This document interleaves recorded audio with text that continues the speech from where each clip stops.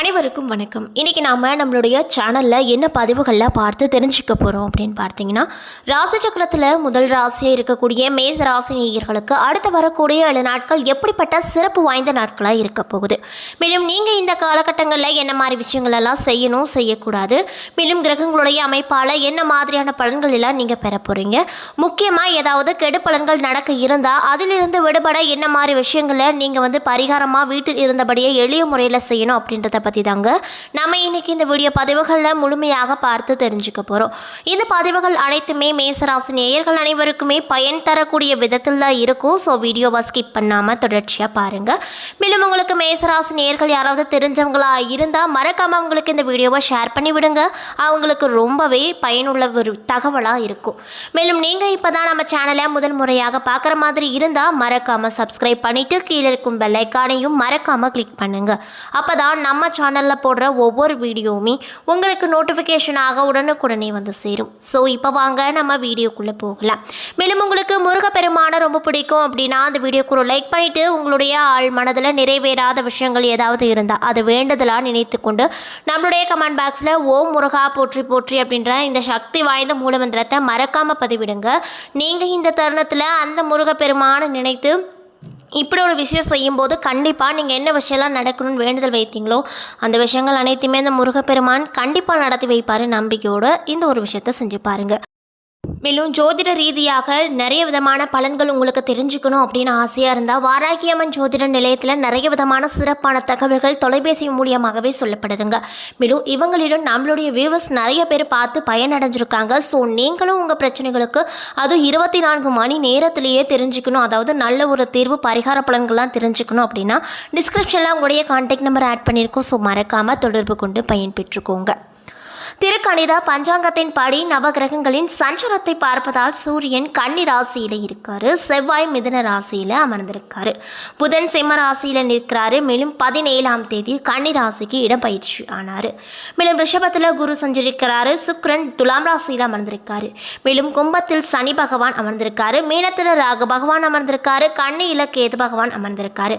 மேலும் இந்த வாரத்தில் மற்ற கிரகங்களுடைய மாற்றங்கள் எதுவும் இல்லை அப்படின்னு சொல்லப்படுதுங்க. சந்திரன் இந்த வாரம் மேசம், ரிஷபம், மிதுனம் ஆகிய ராசிகளில் பயணம் செய்கிறாரு. சிம்மம், கன்னி, துலாம், விருச்சகம் ஆகிய ராசிக்காரர்களுக்கு சந்திராஷ்டமம் இருக்குதுங்க. ஸோ இந்த காலகட்டத்தில் நீங்கள் ரொம்ப கவனமாக இருப்பது நல்லது அப்படின்னு சொல்கிறாங்க. மேலும் இந்த வாரம் கிரகங்களின் சஞ்சாரம் மற்றும் கூட்டணி பார்வைகளால் இந்த மேசராசி நேயர்களுக்கு அடுத்து வரக்கூடிய 7 நாள் எப்படிப்பட்ட நாட்களாக இருக்க போகுது அப்படின்னு பார்த்தீங்கன்னா, வீரத்தை அணிகலனாக கொண்ட செவ்வாயை அதிபதியாக பெற்றிருக்கக்கூடிய ராசிக்காரங்க தான் மேசராசிக்காரங்க. மேலும் நவகிரக நாயகர்களின் முதல்வராக இருக்கக்கூடிய சூரியன் உங்கள் ராசிக்கு இந்த 7 நாட்களில் 6வது இடத்துல அமர்றாரு. இதனால் முயற்சியின் பலனாக நிறைய விதமான மாற்றம் கிடைக்கும், தொழிலில் முன்னேற்றகரமாக நடக்கும். மேலும் வியாபாரத்தை விரிவுபடுத்துவீங்க. சந்திரனுடைய நகர்வு கூட உங்களுக்கு இந்த 7 நாட்களில் நிறைய விதமான சாதகமான பலன்களை மட்டுமே கொண்டு வந்து கொடுக்கும். அந்த வகையில் தான் உங்களுக்கு இந்த 7 நாட்களானது அமையப்பட்டிருக்கு. மேலும் புதிய தொழில் தொடங்க ஏதுவான காலமாக இருக்க போகுது. அது மட்டும் இல்லாமல் செவ்வாய் பகவான் இந்த 7 நாட்களில் உங்கள் ராசிக்கு 3வது இடத்துல அமர்றாரு. இதனால் தொழிலில் போட்டிகள் இருந்தாலுமே சாமர்த்தியத்தனமாக சமாளிப்பீங்க. மேலும் தேவையில்லாமல் சண்டை சச்சரவுகளில் இறங்காதீங்க. மேலும் புதன் பகவான் உங்கள் ராசிக்கு இந்த 7 நாட்களில் 5 மற்றும் 6 என்ற 2 இடங்களில் அமர்றாரு. இதனால் நண்பர்கள் மூலமாக வில்லங்கம் வீடு தேடி வரும். அதனால் பார்த்து கவனமாக இருந்துக்கோங்க. மேலும் பிரியமாக பேசுகிறார்கள் என்று ஃபேஸ்புக் பெண் நபர்களை நம்பாதீங்க. அரசு ஊழியர்களுக்கு வேலை மாறுதல் உண்டாக்கக்கூடும். மேலும் குரு பகவான் இந்த 7 நாட்களில் 2ஆம் இடத்துல அமர்றாரு. இதனால் குருட்டுத்தனமாக போட்டி பந்தயங்களில் இறங்காதீங்க. இல்லை அப்படின்னா நிறைய விதமான சிக்கலில் நீங்கள் மாட்டிக்குவீங்க. முக்கியமாக பண சிக்கலில் மாட்டிக்குவீங்க. கைப்பொருளை நழுவ விட வேண்டிய கட்டாயங்களும் உருவாக்கக்கூடும். மேலும் சுக்கிர பகவான் இந்த 7 நாட்களில் 7வது இடத்துல அமர்றாரு. இதனால் பேசி வைத்த திருமணங்கள் தடைப்பட்டு நிற்க வாய்ப்பு இருக்குது. மேலும் சனி பகவான் உங்கள் ராசியில் இந்த 7 நாட்களில் 11வது இடத்துல அமர்றாரு. இதனால் அலைச்சல் அதிகமாக இருந்தாலுமே மனதில் நிம்மதி நிலவும். கமிஷன் வியாபாரங்கள் கை நிறைய காசும் பணத்தையும் கொடுக்கும்.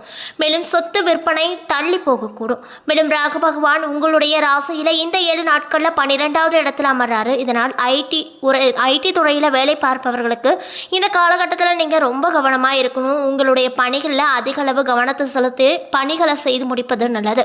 மேலும் அடிக்கடி கணினியில் பழுது பார்ப்பீங்க. மேலும் கேது பகவான் உங்கள் ராசியில் இந்த 7 நாட்களில் 6வது இடத்துல அமர்றாரு. இதனால் வழியே போய் மற்றவர்களுக்கு உதவி செய்வீங்க. ஆனாலுமே அவர்களே உங்களுக்கு அவமானங்களை பரிசாக கொடுப்பாங்க. மேலும் திடீர் நட்பு பகீர் பிரச்சனைகளை கிளப்போ. அதனால் பார்த்து கவனமாக இந்த மேசராசி நேயர்கள் இந்த 7 நாட்களை கடப்பது நல்லதுங்க. மேச ராசியில் அஸ்வினி பரணி கார்த்திகை 1ஆம் பாதம் என 3 நட்சத்திரங்கள் அடங்கியிருக்கு.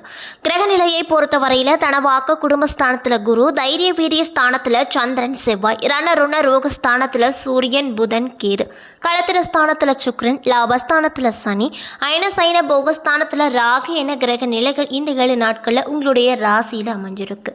மேலும் உங்களுக்கு இந்த 7 நாட்களில் என்ன மாதிரியான விஷயங்கள் நடக்கும் அப்படின்னு பார்த்தீங்கன்னா, தன்னுடைய தேவைகளை தானாகவே செய்து கொள்வீங்க. மன திருப்தியோட காரியங்களில் செய்து வெற்றி பெறுவீங்க. புத்தி சாதுர்த்தியமும் வாக்குவன்மையும் அதிகரிக்கும். புதிய நண்பர்கள் மற்றும் நபர்களின் அறிமுகம் கிடைக்கும். தொழில் மற்றும் வியாபாரத்தில் புதிய திருப்பங்களை நீங்கள் உண்டாக்குவீங்க. நல்ல மனிதர் ஒருவரின் அறிமுகம் கிடைக்கும். உத்தியோகத்தில் இருப்பவங்களுக்கு இடமாற்றம் பதவி உயர்வு கிடைக்க அதிக அளவில் வாய்ப்பு இருப்பதால் பொறுமையோடு நீங்கள் இருப்பது நல்லதுங்க. மேலும் குடும்ப உறுப்பினர்களுக்கு தேவையில்லாமல் அறிவுரை வழங்குவதை தவிர்த்து கொள்வது நல்லது. கணவன் மனைவிக்கிடையே மகிழ்ச்சி அதிகரிக்கும்.